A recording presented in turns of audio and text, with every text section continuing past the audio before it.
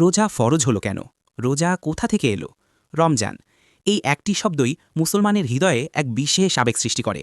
রাতের আকাশে চাঁদ উঠলে বদলে যায় জীবনযাত্রা, মসজিদ ভরে যায়, মানুষ বদলে যায়, হৃদয় নরম হয়। কিন্তু প্রশ্ন হলো, রোজা ফরজ হলো কেন?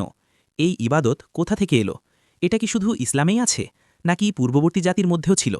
আজ আমরা এই প্রশ্নগুলোর উত্তর খুঁজব কুরআন, হাদিস ও ইসলামের ইতিহাসের আলোকে।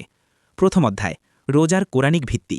আল্লাহ তাআলা বলেন, হে ঈমানদারগণ, তোমাদের ওপর রোজা ফরজ করা হয়েছে, যেমন ফরজ করা হয়েছিল তোমাদের পূর্ববর্তীদের ওপর, যাতে তোমরা তাকওয়া অর্জন করতে পারো।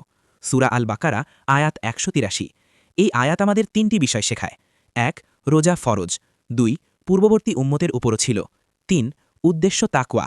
এরপর আল্লাহ বলেন, রমজান মাস যাতে নাজিল হয়েছে কুরআন। সূরা আল বাকারা আয়াত ১৮৫। অতএব রোজার সাথে কুরআনের গভীর সম্পর্ক রয়েছে। মসজিদ দ্বিতীয় অধ্যায়, রোজা কোথা থেকে এলো? রোজা শুধু উম্মতে মুহাম্মদীর ইবাদত নয়। কুরআন স্পষ্টভাবে বলে, পূর্ববর্তী জাতির ওপরও ফরজ ছিল।